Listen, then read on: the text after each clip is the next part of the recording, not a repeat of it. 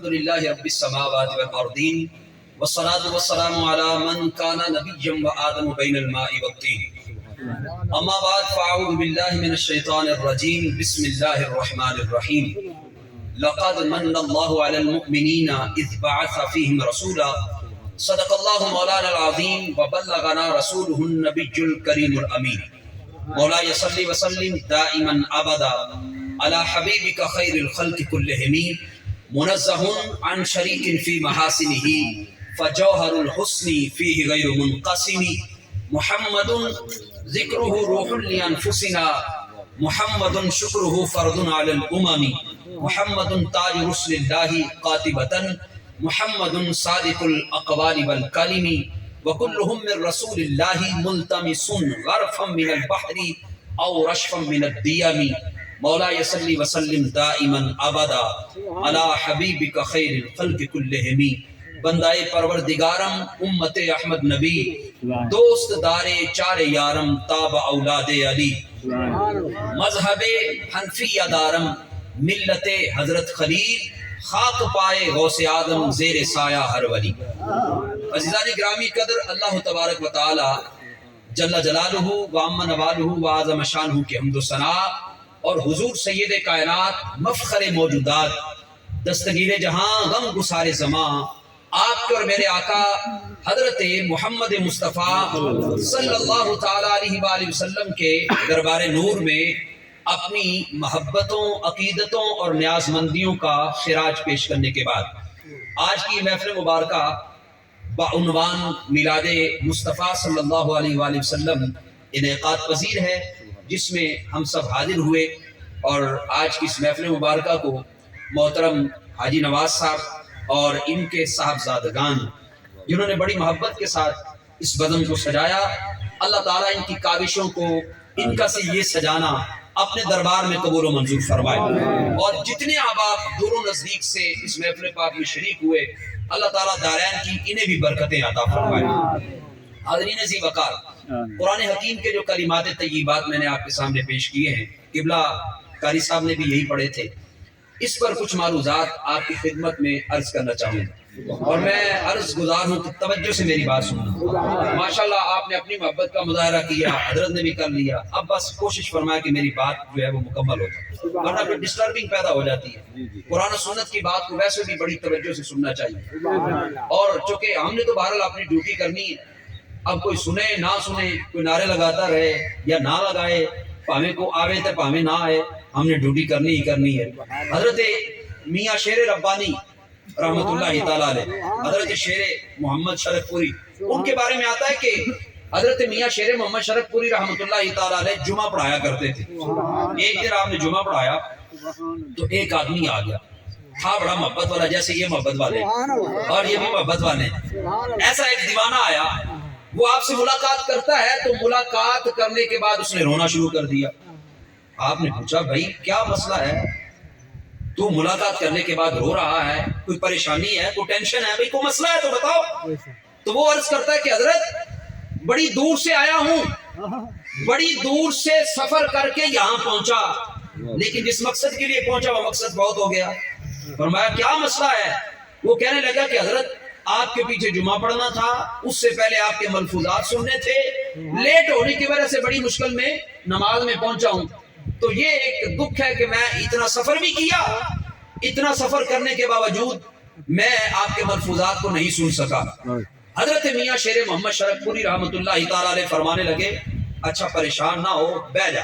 اس کو بٹھا دیا، بقیہ حضرات تھے ان سے ملاقات کی، جب سارے لوگ ملاقات کر کے چلے گئے، میاں صاحب کر لینے تھے وہ بندہ کلا ہے، مسجد چلو بٹھا لیا، اور جو تقریر آپ نے جمعے میں کی تھی وہی پوری تقریر پوری کی پوری آپ نے اس شخص کے سامنے پیش کر دی۔ سبحان اللہ سبحان اللہ۔ وہ کہنے لگا کہ حضرت آپ نے اتنی تکلیف اٹھائی میرے لیے، آپ نے بڑا خوبصورت جملہ ارشاد فرمایا، اللہ کرے کہ ہم بھی اس جملے کے مصداق بن جائیں۔ آپ نے فرمایا جڑے رب نو خوش کرن واسطے انہاں سارے نو سنایا سی، اسے رب نو خوش کرن واسطے تیرے سامنے بھی بیان کر رہے۔ تو بھائی ہماری تو ڈیوٹی ہے، ہم نے ڈیوٹی کرنی۔ اگر آپ محبت کے ساتھ اور ذوق کے ساتھ بیٹھیں گے آپ اپنی محبت کا مظاہرہ کریں گے تو سب کو انشاءاللہ برکتیں ملیں گی. باقی اسی جڑا کام کرنا وہ کرنا ہی کرنا ہے. اللہ تعالیٰ آپ کی اور میری حاضری کو اپنے دربار میں قبول و منظور فرمائے.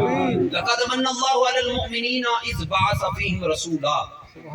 تحقیق من اللہ نے احسان فرمایا علی المؤمنین مومنوں پر. کیا احسان کیا؟ اذ بعث فیہم رسولا، ان میں اپنا محبوب مبعوث فرما دیا، اپنا رسول مبعوث فرما دیا. اللہ تعالیٰ نے بے شمار نعمتیں عطا فرمائی ہیں. میری کو گال سمجھ آ رہی ہے؟ ایک بانڈ نال گال سننی ہے. اللہ تعالیٰ نے بے شمار نعمتیں عطا کی. اتنی نعمتیں عطا کی کہ ہم گن بھی نہیں سکتے. ہزاروں لاکھوں نعمتیں عطا کی. تو اللہ تعالیٰ نے کہیں احسان نہیں جتلایا، لیکن جب باری آئی محبوب کی تو فرمایا من اللہ نے احسان کیا ہے، اپنا محبوب تمہیں عطا فرمایا ہے. اللہ تعالیٰ نے یہ احسان فرمایا. اور خدا کی قسم یہ اللہ تعالیٰ کی بڑی کرم نوازی ہے. وہ چاہتا تو جناب ہمیں ہندوؤں میں پیدا کر دیتا، وہ چاہتا تو سکھوں میں یا کسی اور مذہب میں پیدا کر دیتا. اس نے اپنے محبوب کا امتی بنایا. کیا یہ کم ہے؟ اس مالک کی مہربانی نہیں ہے؟ پھر اپنا محبوب ہمیں عطا فرما دیا، اس محبوب کا کلمہ پڑھوا دیا. تو ساری زندگی سجدے میں رب کا شکر کرتے رہے پھر بھی شکر ادا نہیں ہو سکتا. تو یارو وہ محبوب آئے جن کے صدقے میں یہ سب کچھ ملا. تو جب ان کی آمد ہو یا ان کے آنے کا تذکرہ ہو تو اس پر ہمیں خوشی کا اظہار کرنا چاہیے یا نہیں کرنا چاہیے؟ بالکل سادی سی بات میں بیان کرتا ہوں. وہ محبوب آئے تو اس پر خوشی کا اظہار کرنا چاہیے. بعض حضرات یہ کہتے ہیں کہ کیا صحابہ نے میلاد منایا؟ یہ سوال ہے. تو بھائی صحابہ نے میلاد منایا. سارے بولو صحابہ نے میلاد. مسلم کی روایت ہے نبی پاک صلی اللہ تعالیٰ علیہ وآلہ وسلم اپنے کاشانہ اقدس میں تشریف فرما ہے اور رسول اللہ صلی اللہ علیہ وسلم کے غلام، حضور کے صحابہ، حضور کے صحبت یافتہ وہ مسجد نبوی میں حلقہ بنا کر بیٹھے ہوئے ہیں. ایک محفل سجا کر، ایک جلسہ سجا کر بیٹھے ہوئے ہیں. نبی پاک صلی اللہ تعالیٰ علیہ وآلہ وسلم اپنے کاشانہ مقدسہ سے مسجد میں آتے ہیں. صحابہ کا جرمٹ دیکھا، صحابہ کا وہ جلسہ دیکھا، صحابہ کی وہ محفل دیکھی. حضور نے فرمایا ما اجلسکم، میرے صحابہ تمہارا یہ جلسہ کیسا ہے، تمہاری یہ محفل کیسی ہے، تم یہاں کیوں اکٹھے ہوئے ہو، تم یہاں اکٹھے ہو کر کیا کر رہے ہو؟ حضور نے پوچھا، استفسار کیا. صحابہ کرام عرض کرتے ہیں یا رسول اللہ، یا رسول اللہ. قلنا، وہ کہتے ہیں یا رسول اللہ ہم یہاں اس لیے اکٹھے ہوئے کہ اللہ تعالیٰ کا شکر ادا کریں اور اس کی حمد کو پورا کریں، اس کی حمد بیان کریں.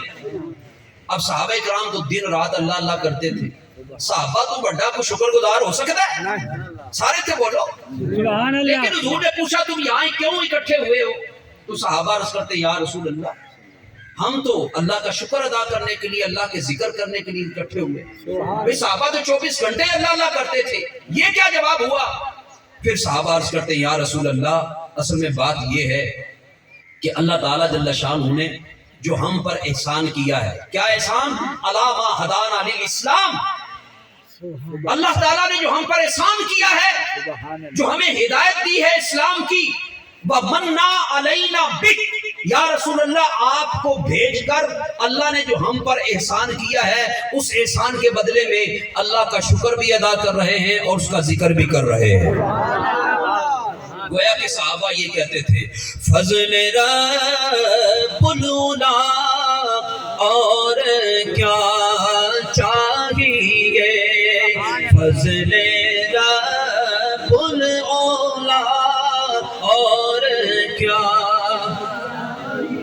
مل گئے مصطفیٰ اور کیا چاہیے، بولو مل گئے مصطفیٰ اور کیا چاہیے، بولو مل گئے مصطفیٰ اور کیا. سارے پڑھ لو بابا دے بولن، مل گئے مصطفیٰ. ہاں دامن مصطفیٰ جن کے ہاتھوں میں ہے دامن مصطفیٰ، جن کے ہاتھوں میں ہے ان کو روزے جزا اور کیا چاہیے، بولو مل گئے مصطفیٰ اور کیا، اور جھولی بھر دی میرے سرکار نے مسکرا کر کہا اور کیا چاہیے، مل گئے مصطفیٰ اور کیا۔ صحابہ یہ جو کہتے تھے، اللہ سنیا تیرا کرم ہے، مالکہ تیرا شکر ہے کہ تو نے اپنا محبوب ہمیں عطا کیا، تو یہی تو ہم کہہ رہے ہیں، مل گئے مصطفیٰ اور کیا چاہیے، بولو فضل رب العلا اور کیا۔ السیرۃ النبویہ البدایہ والنہایہ اور دیگر کتب سیرت کے اندر یہ حدیث مبارکہ موجود ہے۔ حضرت عباس نبی پاک علیہ السلام کے چچا ہیں، نبی پاک دے چچا، حضور کے دربار میں عرض کرتے ہیں، یہ غزوہ تبوک کے بعد کا واقعہ ہے، اور یہ جو محفل جس کا میں ابھی حوالہ سنانے لگا ہوں، یہ وہ محفل ہے جو مسجد نبوی میں ہو رہی تھی، اور پتہ ہے اس میں مجمع کتنا تھا؟ کم و بیش 1,00,000 صحابہ یہاں حاضر تھے اس محفل میں۔ حضور کا معمول تھا کہ جب کسی جنگ پر تشریف لے جاتے واپس آتے، یہ ایک علیحدہ بات ہے کہ یہ جو غزوہ تھا یہ ہوا نہیں تھا، گئے تھے حضور لیکن واپس تشریف لے آئے، وہ سمجھنے کہ کفار بھاگ گئے تھے، حضور واپس تشریف لائے، اور حضور کا یہ معمول مبارک تھا جب حضور کسی سفر سے واپس آتے تو پہلے مسجد میں جاتے۔ اللہ تعالی ہمیں بھی پنجگانہ مسجد میں حاضر ہونے کی توفیق عطا فرمائے۔ دیکھو حضور مسجد نہ کتنا پیار کرتے ہیں۔ حضور علیہ السلام مسجد میں تشریف لاتے، آپ کا معمول تھا، آپ تشریف لائے، معمول کے مطابق آپ نے نوافل ادا کیے۔ جب نوافل ادا کیے، حضور تشریف فرما ہے، صحابہ بھی حاضر ہے، کچھ مسجد میں، مسجد چھوٹی تھی، کچھ باہر صحابہ ہے، یعنی وہ جتنے صحابہ گئے تھے وہ سارے تو واپس آئے، تقریباً سارے واپس آ گئے۔ اب وہ سارے صحابہ حاضر ہیں، حضرت عباس حضور کے چچا عرض کرتے ہیں، سونے میں نے آپ کی شان میں ایک نعت لکھی ہے، ایک قصیدہ لکھا ہے، سونے اگر حکم فرمائے تو وہ سنانا دوں؟ حضور نے اجازت دی۔ اب حضرت عباس نے کون سی نعت پڑھی سنیے، آپ فرماتے ہیں انت لما بلتا اشرقت الارض، علماء تشریف فرما ہے بلتا یہ کہاں سے نکلا؟ میلاد سے نکلا ہے، یا رسول اللہ آپ کا میلاد ہوا، آپ کی آمد ہوئی، انت لما بلتا اشرقت الارض، تو یہ زمین نور و نور ہو گئی۔ پھر فرماتے ہیں خالی زمین ہی نہیں، وَطَاعَتْ بِنُورِكَ الْأُفُقُ، آقا آپ کی آمد ہوئی، زمین تو نور و نور ہوئی، وَطَاعَتْ بِنُورِكَ الْأُفُقُ، آسمان بھی اس سے روشن اور منور ہو گئے۔ حضور دا میلاد ہویا کہ نہیں ہویا؟ حضور دی زیر صدارت محفل حضور دا میلاد پڑھیا گیا کہ نہیں؟ پڑھن والے صحابی رسول، محفل دی صدارت اللہ کا رسول فرما رہا ہے، اور اتنے صحابہ کثیر تعداد میں حاضر ہیں۔ کون کہتا ہے کہ صحابہ کے زمانے میں محفل نہیں ہوتی تھی؟ اس محفل میں صدیق اکبر بھی تھے، فاروق اعظم بھی تھے، عثمان غنی بھی تھے، علی المرتضیٰ بھی تھے، باقی صحابہ بھی تھے۔ اب حضور اس محفل مبارکہ میں خود بنفس نفیس خود موجود ہیں، اور محفل مبارکہ ہو رہی ہے، اور صحابہ حضور کا ذکر کر رہے ہیں۔ آج ہم کیا کہتے ہیں؟ نور والا آیا ہے، نور لے کر۔ حضرت عباس بھی تو یہ کہہ رہے تھے، انت لما بلغت اشرقت الارض، یا رسول اللہ آپ کا میلاد ہوا تو یہ زمین نور و نور ہو گئی، نور والے آ گئے تو یہ زمین نور و نور ہو گئی، بلکہ آسمان بھی روشن ہو گئے۔ اس سے معلوم یہ ہوا، یہ میں نے آپ کو صرف 2 محفلوں کا ذکر سنایا، اور حضرت احسان والا تو آپ جانتے ہی، حضرت احسان کو حضور نے منبر پر بٹھایا اور فرمایا، اے میرے احسان، ذرا میری نعت پڑھ. اور میلاد کسے کہتے ہیں؟ حضور کا ذکر، حضور کے فضائل، حضور کے کمالات، حضور کے معجزات کا تذکرہ، یہی تو میلاد ہے. تو حضرت حسان رضی اللہ تعالیٰ عنہ حضور کا میلاد پڑھ رہے ہیں. حضور اس میں خود تشریف فرما ہے، صحابہ بھی حاضر ہے، حضرت حسان پڑھ رہے ہیں. حضرت حسان فرماتے ہیں ما ان مدحت محمدا بمقالتی ولکن مقالتی بمحمدی. اے نہیں کہ ہم حضور کا ذکر کرتے تو کوئی بلند ہوتا ہے، نا نا نا نا، ہم حضور کا ذکر کرتے ہیں، اس سے ہماری اپنی شان بلند ہوتی ہے. یار کو سمجھ آ رہی ہے؟ اب حضرت حسان رضی اللہ تعالیٰ عنہ دربار رسالت میں حاضر ہیں اور نعت شریف کا نذرانہ پیش کر رہے ہیں. حضرت حسان نے یہ پڑھا وَأَحْسَنُ مِنْكَ لَمْ تَرَ قَطُّ عَيْنِي. یا رسول اللہ آپ جیسا میری آنکھوں نے دیکھا ہی نہیں. وَأَجْمَلُ مِنْكَ لَمْ تَلِدِ النِّسَاء. یا رسول اللہ آپ جیسا کسی ماں نے جنا ہی نہیں. خُلِقْتَ مُبَرَّأً مِنْ كُلِّ عَيْبٍ. آقا آپ تو ہر عیب سے پاک پیدا کیے گئے ہیں. كَأَنَّكَ قَدْ خُلِقْتَ كَمَا تَشَاءُ. اللہ نے آپ کو ایسا بنایا جس طرح کہ آپ چاہتے تھے. اچھا ایک سوال کا جواب دے دو. یہ ذہن میں بات پیدا ہو سکتی ہے کہ حضرت حسان نے فرمایا وَأَحْسَنُ مِنْكَ لَمْ تَرَ قَطُّ عَيْنِي. یا رسول اللہ آپ جیسا میری آنکھوں نے دیکھا ہی نہیں. تو حضرت حسان نے کنیاں لوگوں نے دیکھا جنہ جو نتیجہ کٹ کے دس دیتا. ایک سوال ہے. اچھا جب پاکستان بنا تھا تو کتنے لوگ تھے پاکستان میں؟ تعداد کتنی تھی؟ تقریباً 8 کروڑ تھی. اور آج 75 سال کے بعد تعداد کتنی ہے؟ کو 22-23 کروڑ تک پہنچ گئی. یار وہ ہوں ہاں تے کرو، وہ گال سمجھ آ رہی؟ جب پاکستان بنا تو انسانوں کی تعداد اس پاکستان میں رہنے والے یہاں کے مکینوں کی تعداد کتنی تھی؟ 8 کروڑ. اب 22 کروڑ ہو گئی، یعنی ڈبل سے بھی، تقریباً ڈبل سے بھی بلکہ ٹرپل کے قریب پہنچ گئی. 75 سال میں اتنے انسان بڑھ گئے. تو آپ پچھلے زمانے میں پیچھے پیچھے چلتے جائیں تو انسانوں کی تعداد تو کم ہو جائے گی. اب سوال یہ ہے کہ اس وقت روئے زمین پر کتنے انسان بستے تھے؟ ان میں سے کتنے لوگوں کو حضرت حسان نے دیکھا جن کے دیکھنے کے بعد انہوں نے یہ نتیجہ نکال دیا کہ آپ جیسا آقا میری آنکھوں نے دیکھا ہی نہیں؟ یہ کوئی سوال کر سکتا ہے نا؟ اچھا جس طرح جدید ذرائع، ابھی ہم صبح بیٹھے وہاں سے لاہور سے 7:15 بجے کا ٹائم تھا وہ ڈیمو کا جس پہ ہم لوگ آئے، تو میرا خیال ہے 4-4.5 گھنٹے تک ہم یہاں پہنچ گئے. سفر دیکھنے کتنا ہے. لیکن پرانے زمانے میں اتنے فاسٹ ذرائع نہیں ہوتے تھے. اگر لاہور سے آپ مکہ شریف جاتے ہیں، جدہ جاتے ہیں، سعودی عربیہ جاتے ہیں، 5 گھنٹے بعد جناب آپ وہاں پہنچ جاتے ہیں بھائی یہ جہاز کے ذریعے سے. بہت فاسٹ ذرائع موجود ہے. حضرت حسان کے دور میں اتنے تیز ذرائع موجود نہیں تھے. اتنا جلدی فاصلہ طے نہیں کیا جا سکتا تھا. جتنا آج ہم گھوم سکتے ہیں اتنا اس وقت میں گھومنا مشکل تھا.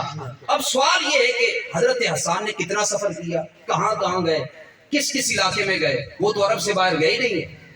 انہوں نے کتنے لوگوں کو دیکھا، نتیجہ نکال دیا یا رسول اللہ وَأَحْسَنُ مِنْكَ لَمْ تَرَ قَطُّ عَيْنِي. آقا آپ جیسا میری آنکھوں نے دیکھا ہی نہیں. اس کا جواب فقیر یہ پیش کرتا ہے یار حضرت حسان کی بات سائڈ پہ کر دو، اسی اونا نو پوچھ رہے کہ نصارہ کو چھ بے کے ہے. امام طبرانی نے الموجم الاوسط کے اندر یہ روایت نقل کی ہے. حضرت سید عائشہ صدیقہ راوی ہیں.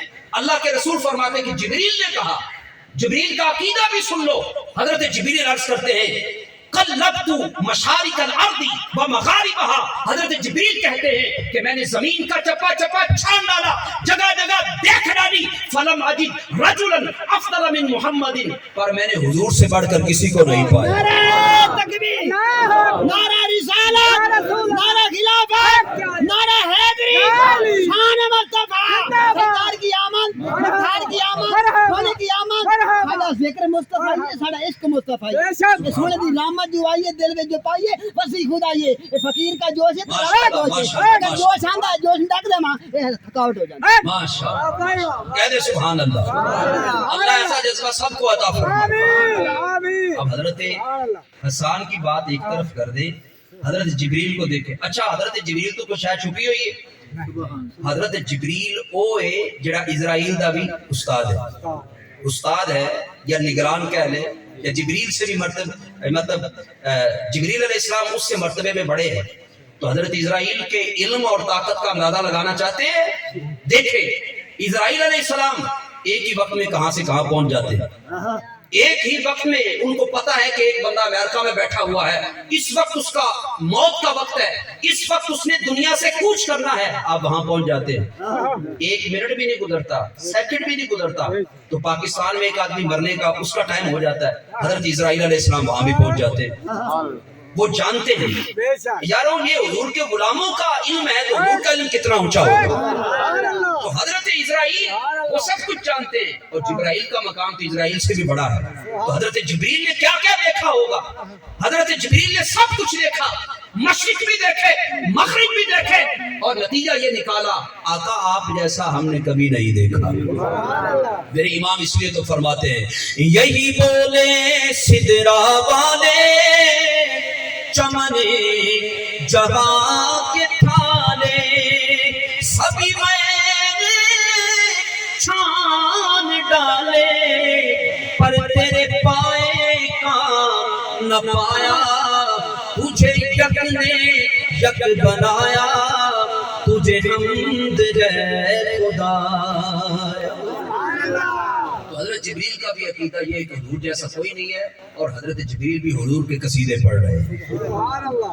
تو یہ میرے آقا علیہ الصلوۃ والسلام کی شان اقدس ہے، وہ محبوب جن کی اتنی شانیں ہیں، ان کی آمد پر خوشی کا اظہار نہیں کرنا چاہیے۔ صحابہ نے دو باتیں کی تھی، دو باتیں صحابہ نے کی، الا ما ہدانا للاسلام، اللہ نے جو ہمیں دولت اسلام عطا فرمائی، یہ اللہ کی مہربانی سے جو ہمیں اسلام ملا ہے، ومنا علینا بک، آقا آپ نے جو سوال کیا اس کا جواب یہ ہے اللہ نے آپ کو بھیج کر جو ہم پر احسان کیا ہے اس کے بدلے میں رب کا شکر بھی ادا کر رہے ہیں اور اس کی حمد و ثنا پیش کر رہے ہیں۔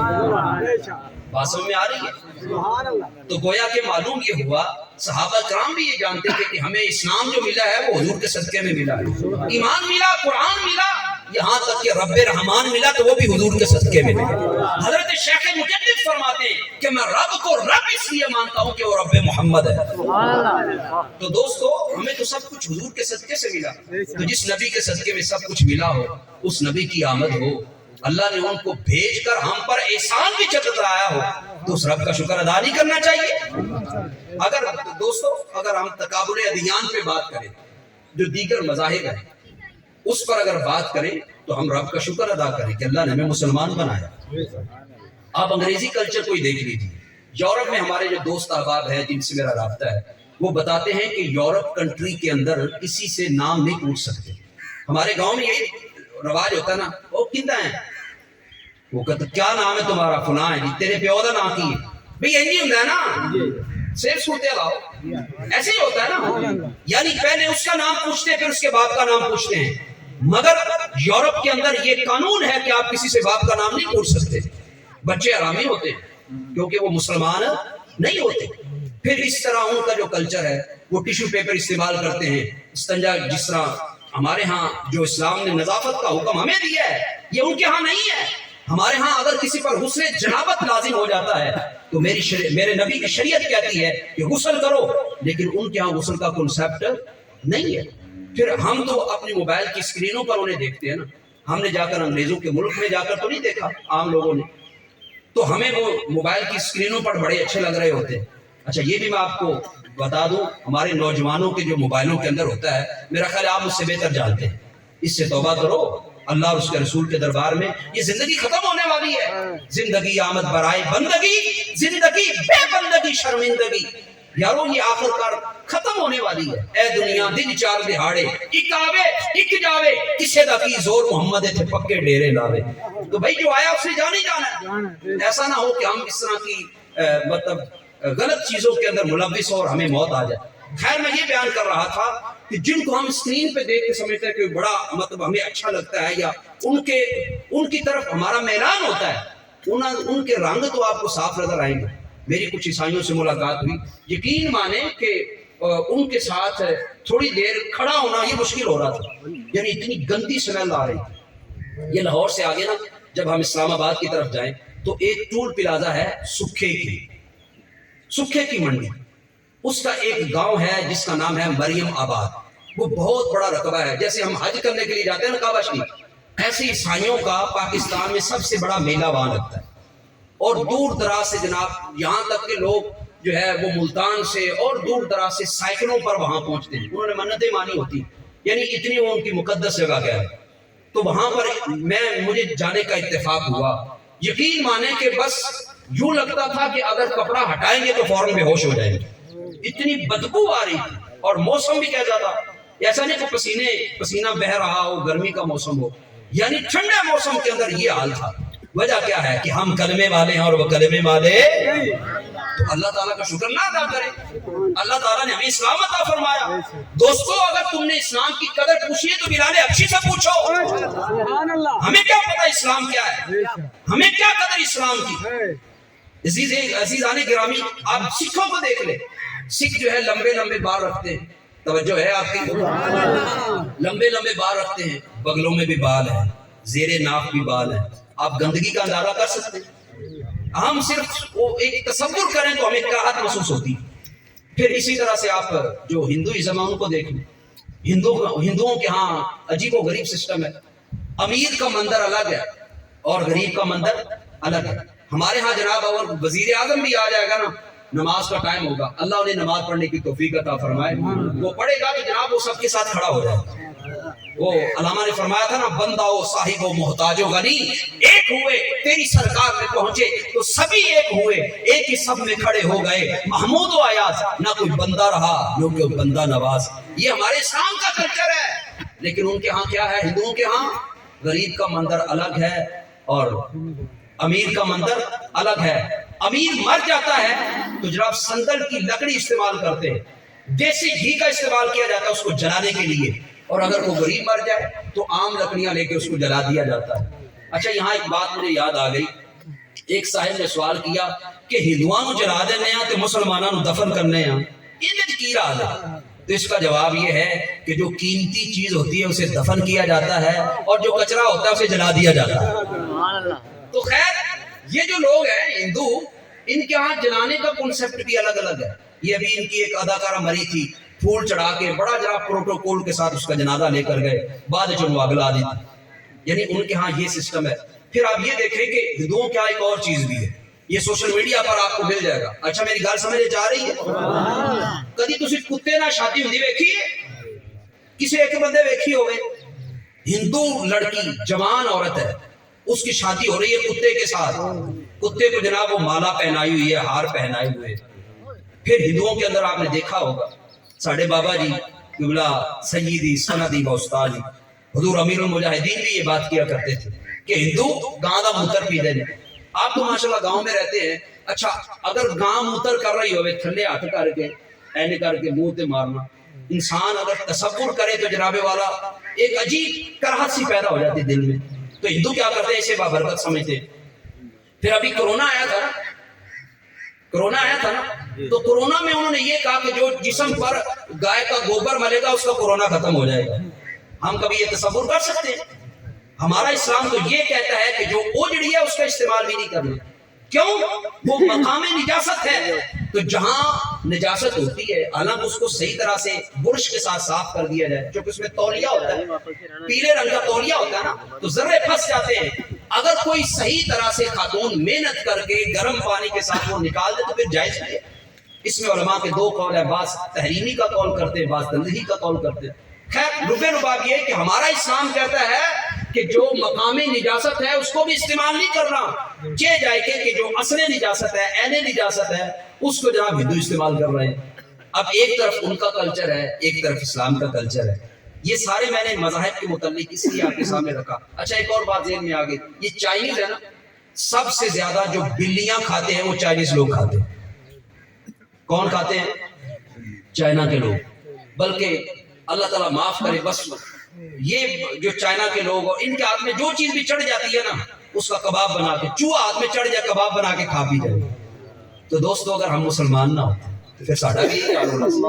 تو جس کے صدقے میں اسلام ملا ہے اس نبی کا شکر ادا نہیں کرنا چاہیے، اس رب کا شکر ادا نہیں کرنا چاہیے. لقد من اللہ علی المؤمنین اذ بعث فیہم رسولا. اللہ تعالیٰ نے مومنوں پر احسان کیا کہ انہیں اپنا محبوب عطا کیا. تو محبوب تو انہیں ملا جو مسلمان ہیں، جو ایمان والے. محبوب تو انہی کے حصے میں آیا جنہوں نے حضور کا کلمہ پڑھ لیا. تو دوستو آج ہم بھی اللہ کا شکر ادا کرنے کے لیے اس نے اپنا محبوب ہمیں عطا کیا، اس لیے یہاں اکٹھے ہوئے، اور یہی محفل میلاد ہے، اور یہی صحابہ کرام علیہم رضوان کیا کرتے تھے۔ یہ صحابہ کا عقیدہ ہے، امام بخاری نے لکھا ہے، حضرت عامر بن عقبہ فرماتے ہیں اللہم لولا انت مہتدینا، اے اللہ تو گواہ ہو جا، یا رسول اللہ آپ نہ ہوتے تو ہمیں ہدایت کہاں سے ملتی، ولا تصدقنا ولا صلینا، آقا اگر آپ نہ ہوتے تو ہمیں یہ نمازیں یہ روزے یہ کہاں سے ملتے، آقا جو کچھ ملا وہ آپ کا صدقہ ملا۔ صحابہ تو یہ بات کیا کرتے تھے، تو صحابہ بھی یہی کہتے تھے کہ اللہ سونیا تیرا شکر ہے تو نے اپنا محبوب عطا فرمایا، تیرا شکر ہے محبوب کے صدقے میں اسلام کی دولت ہمیں عطا فرمائی، مالکا تیرا کرم ہے، تیری مہربانی ہے کہ تو نے ہمیں اپنا محبوب عطا فرما کے ہم پر احسان فرمایا ہے۔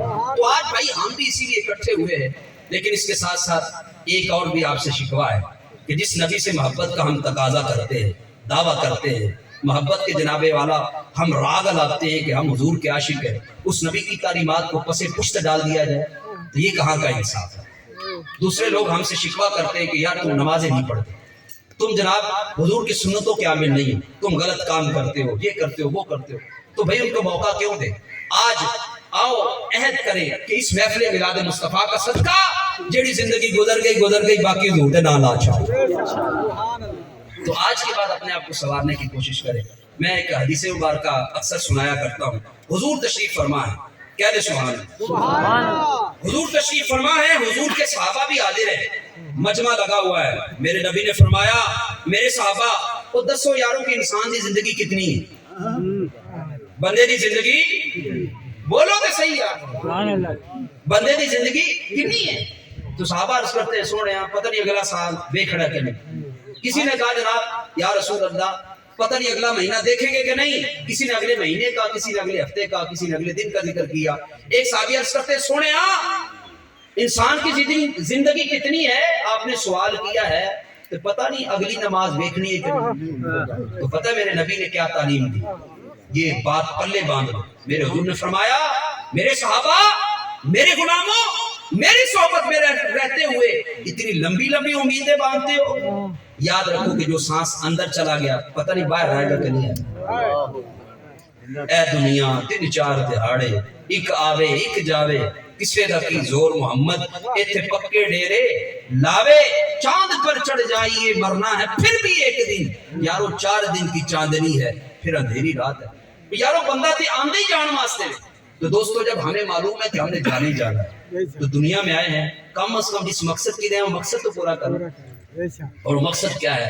اللہ راضی ہو جائے، اللہ کا رسول راضی ہو جائے۔ تو آؤ یہ سارے عہد کریں کہ حضور کے ساتھ ہم محبت کا دعویٰ کرتے ہیں، حضور کے ساتھ پیار کا دعویٰ اور نعرہ لگاتے ہیں، تو انشاءاللہ اب حضور کی تعلیمات کو اپنی زندگیوں میں نافذ کریں گے، حضور کی تعلیمات کو اپنی زندگیوں میں اپنے گھروں میں رائج کریں گے، یہ ارادہ لے کر جائیں، چونکہ زندگی کا کوئی پتہ نہیں بھائی، کوئی وقت کا وزیر اعظم ہے مرنا اس نے بھی، آج اگر اس نے مطلب جو اس وقت ہمارے وزیر اعظم ہے اگر ان کا اچانک انتقال ہو جائے، اگر اچانک پھوک نکل جائے سب کچھ یہی رہ جائے گا کہ نہیں؟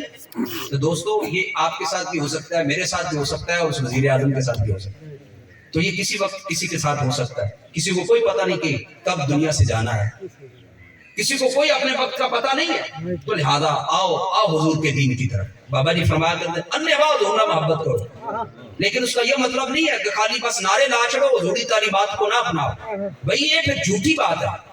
سچ یہ ہے کہ جس سے محبت ہو اس کی بات کو مانا جاتا ہے، تو آؤ حضور کے ساتھ پیار اور حضور کے ساتھ جو ہمیں عشق ہے اس کا عملی طور پر اظہار ہو۔ کوئی بندہ اے نہ آکھے کہ یار کون حضور دے غلام ہوندے ہو، نہ ساڈے چہرے ویکھ کے آکھنے حضور دے غلام جا رہے ہیں، ایسی زندگی گزارو۔ تو یہ محفل کا پیغام بھی یہی ہے، یہ کوئی رسم نہیں ہے جناب ہم نے رسم پوری کر لی اور گھروں کے جا رہے ہیں، نہیں، یہ جو محفلیں ہوتی ہیں ان کا مقصد یہ ہوتا ہے کہ لوگوں کو حضور کی تعلیمات سے روشناس کروایا جائے، جو قرآن و سنت کا پیغام ہے وہ لوگوں تک ڈیلیور کیا جائے۔ تو آج کے بعد اپنی زندگی کو چینج کر لیں، بڑا ہو گیا یار، بڑا کچھ کر لیا، ہڈیاں کمن تے گوڑے کھڑکن اڑ گیا نک تیرا، اجے بھی بدیوں باز نہ آئیں واہ مرد دے گا، عربی کھڑی فرماتے۔ تو جناب ہونے بعد جڑے چٹیاں داڑیاں انہوں نے قبر چ لتا نے، اور اگے پھر کی کرنا ہے؟ آؤ اپنی زندگی کو حضور کے نام لگا دو، اور وعدہ کرو کہ انشاءاللہ آپ نماز بھی پوری پڑھیں گے نا انشاءاللہ. نماز والی قلعے پہ آ جاتے ہو, نمازیں بھی پڑھیں گے, روزے بھی رکھیں گے, حضور کی سنتوں کو بھی سجائیں گے اور کوشش کریں گے حضور کی سنت کو بھی پورا کریں گے. اللہ تعالیٰ میرے یہ ٹوٹے پھوٹے جملے اپنے دربار میں قبول و منظور فرمائے. چونکہ آپ جانتے ہیں مجھے میرے میزبان نے بھی کہا نظم کی صورت میں ہدیہ محبت حضور کے دربار میں پیش کرنے لگا ہوں.